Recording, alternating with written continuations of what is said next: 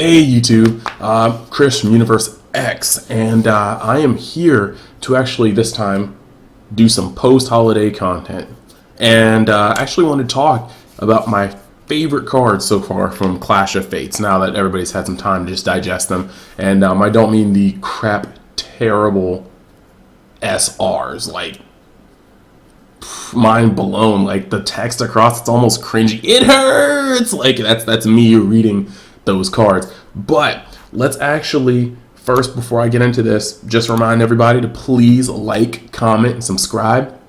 I really do want to make this channel better, and I'm excited to be able to come out with consistent content, and it's been better received. And I know 80 subscribers isn't a lot, but you guys could help me with that. I was thinking about doing a giveaway. The last people didn't respond, and I was actually giving out stuff that was hot at the time, like the TP Trunkses, the foil ones, and the Bardox and whatnot. But I'll try to figure out something else to do for a giveaway, and it's kind of a lull. You know, prices have kind of settled, and unless I was just passing out Bardox, nobody's really be caring. So I'll see what I can do about that, or I'll just check the prices of the cards I have and see which ones actually still sell for a fair amount. So that being said, though, let's hop right into it. The first card I would like to talk about, my list of favorites from Clash of Fate, is actually Body Change Ginyu. I like this card. I like this card. You guys have already seen my other videos. I'm hoping you guys have already read it online, but Body Change Ginyu. Auto, when you play this card, choose all Ginyu Force cards in your battle area. They gain plus 10,000 power for the duration of the turn. Activate main, place this card into its owner's drop area. And you then get to play this card in your owner's battle, or in your opponent's battle area from its owner's drop area with its skills negated. Then choose up to one of your opponent's battle cards with 20,000 power or less, other than Body Change Ginyu, and gain control of it, switch to active mode.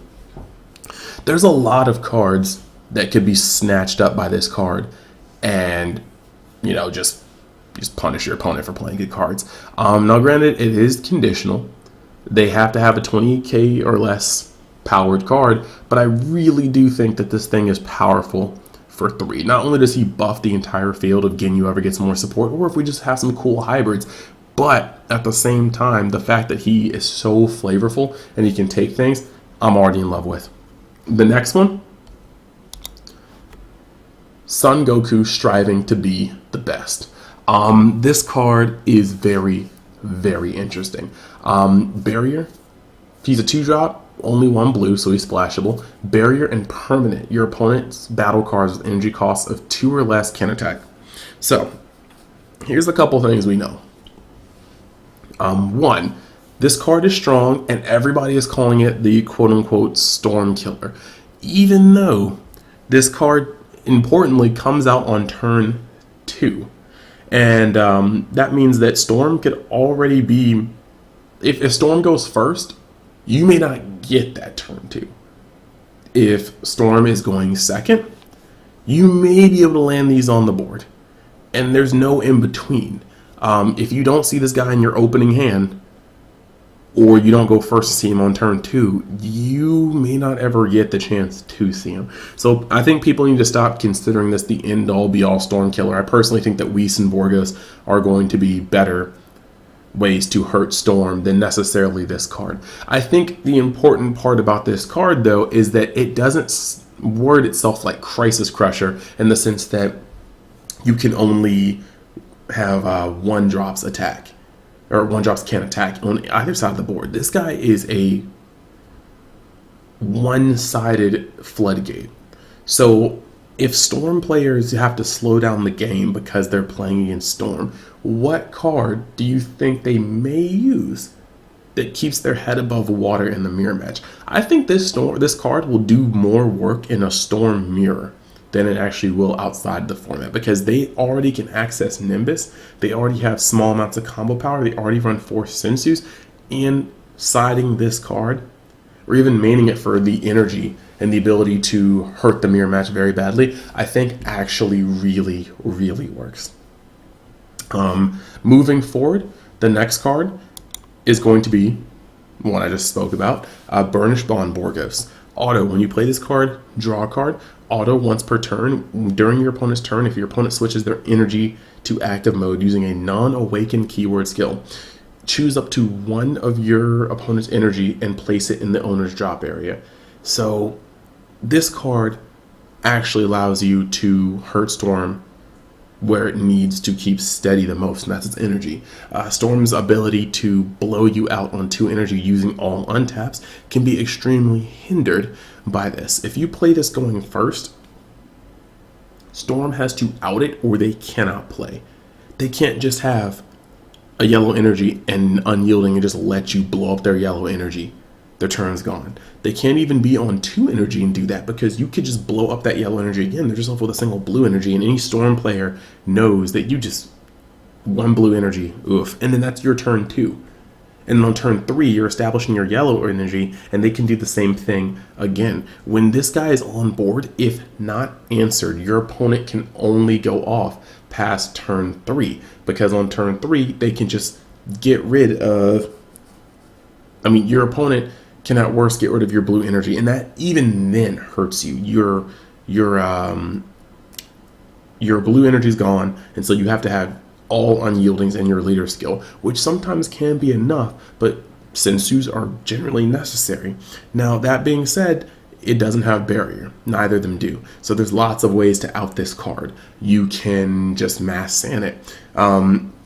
People do forget that even though Mira is the end all be all because he gets so big, if Mass Sand gets bumped up to 70, 80k triple or a double strike off of combo power alone, you're still probably not out comboing it on 1 or 2 energy. So because of this, Mass Sand could be in the side. Mass Sand should already be in your side, but Mass Sand could even make the main or just stay in the side if cards like this and Whis become the meta call to play them in your deck, to even 4 and 4 to have your blue-green energy sorted out. But if you need to put a foot in some dude's butt, you can just slam on the field, just windmill, shuriken style, and you just proceed to never let them try to untap. So Mass Sand is probably going to be at a premium again. He's probably not going to spike up in price because the circulation's too strong at this point, especially with the promo reprints. But I really do think that this card is really good. It's just very, very fragile. Moving over to the next card, we've got Tactical Victory Vegeta. 2-drop, 15k, that's already decent stats, but he is the first and only card in the game that actually touches field cards. You can finally just smoke that pesky M2. You could finally destroy that dumb Vegeta, Planet Vegeta, that's untapping all of his ignorant helmet metagame apes. And there's not really much to say about this one. It just speaks for itself. It is a completely unique card effect. Moving to my next one, Frieza's Army Healing Pod. Field, for 1, auto. Once per turn, when you play a green battle card from your drop area, draw a card. Activate main, 2 green, 2 colorless. Place this card in its owner's drop area. Then choose up to 1 battle card with energy cost of 4 or less from your drop area and play. Okay, so this card may not have a gajillion applications right now, but I do like what this kind of sets up. I do like playing Magic. I haven't played in a while. Most of my focus has been on this game, but I do like playing Magic, and this sort of card does a lot of cool things down the line. It's the first Reanimator support for you guys that play Magic. It's a card of Sanctity for you guys that play Yu-Gi-Oh! I said card of Sanctity? No, I'm sorry. You guys know what I'm talking about. The dude's on the ground getting his soul sucked out, and yeah, that sounded weird. And it's card of Safe Return. Card of Safe Return, I believe. But it's the one that you're every time you revive a creature, when it's this continuous spell cards on the field, you draw 2 cards. That's what this is kind of hinting at. And I like it because we may see some pretty crucial stuff happening with this later. Child's Wish is already enough of a plus, but can you imagine if in Shenron you just use a Child's Wish for free on a green card and you just draw a card? It's like you brought something back from the graveyard and you just replaced the Child's Wish. And that's really, really cute. I'm liking the idea of that. And then in a pinch, this dude's bringing back revived or bringing back Kami's Power Piccolos. This dude's bringing back some kind of cool targets. So I think that this is the start of something neat, and that one day down the line, a playset of foil healing pods may be the hotness because there are more graveyard reanimator effects. I think that's cool. The next card is actually Preemptive Strike.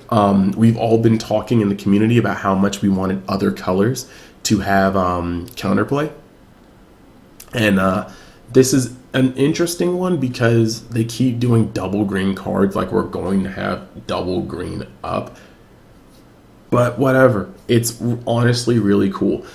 They had to limit its power because if this dude could just smoke a Gogeta, while Gogeta is completely unreal and busted broken with Deflect and Barrier, which actually, yeah, Deflect would completely screw this card over anyway. Never mind that example. The point is there are plenty of powerful cards that you would hate to put the setup through to have 2 energy just completely wipe them from the board.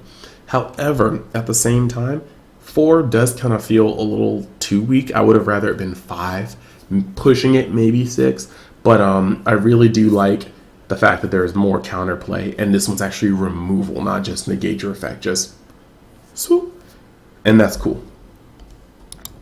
Next card, Vegeta Striving to be the Best. This card has its ups and downs, mainly because I feel like it's situational. Usually people with barrier cards are going to have them upright and not tapped out because they don't want to have their stuff susceptible to one of the few ways it can be knocked off the board, and that's via battle. So this card's interesting because it requires you to tap or to choose a battle card with barrier in rest mode, and rest mode's not necessarily the position that most barrier cards are going to get themselves into.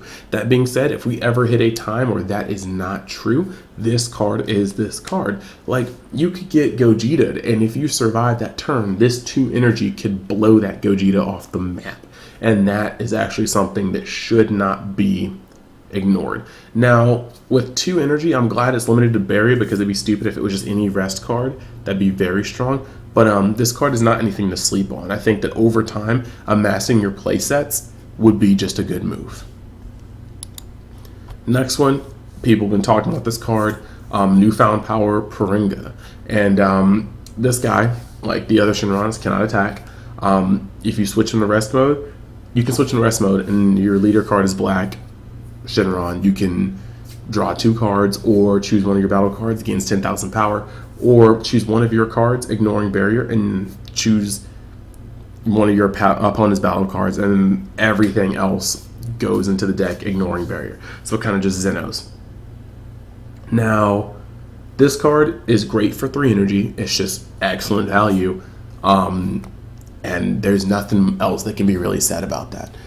The deck is able to run lots of counters, whether it be Whis, whether it be Nimbus, whether it be your Power Burst. You're going to still be able to see your counters because you draw so many cards, you cycle so many cards, you see so many cards in a Shenron deck.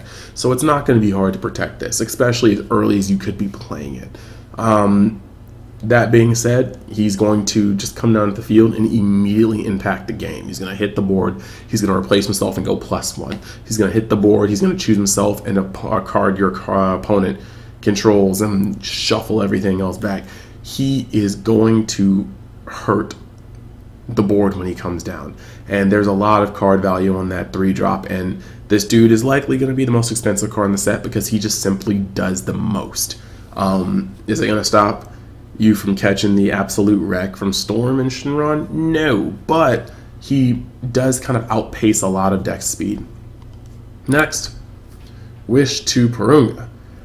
This is Desire. If your leader card is black Shenron card, choose one of your opponent's battle cards with equal energy cost, ignoring barrier. That's the worst part about this card, and now we're going to keep going to the good stuff. Choose all other battle cards you control. All other battle cards your opponent controls, ignoring barrier, and you and your opponent's hands, and you shuffle them into the owner's decks. Then you and your opponent draw 5 cards. It's a Zeno, -1 creature on each side, because of the whole showdown theme. Everybody has a showdown. And essentially, It's the Zeno on the Desire card. But the point is, Shinron decks did not previously have Zeno. Now, there are two cards that essentially do Zeno things. One of them's a half-big Zeno, but he draws you cards in one of his other effects, so it's whatever. And this is actually pretty much just a Zeno with conditions. Now, the condition can be steep, but with all the good one-drops going around, and the fact they're all, well, he's going to be good 3-drops, the Deadly Defenders, there's a lot of stuff going on that may not make this hoop as narrow to jump through as one may think. So, that's pretty much my video on this. These are the cards that I like the most from Clash of Fates, and the cards that I think were going to impact the format the most. Please, if you have any other things that you think I should talk about, leave it in the comments. Remember to like, comment, subscribe, hit that notification bell, and I think I'm going to be coming out with another video tonight, more Dokkan related, because I kind of want to mess around on there. But other than that, you guys have a great night. Hope you guys had a happy new year. Hope you guys enjoyed your Christmas. If you don't celebrate Christmas, I hope you guys enjoyed breaks from school. I hope you guys enjoyed the federal holiday off if you had it off. But either way, positivity. Thanks you guys for watching.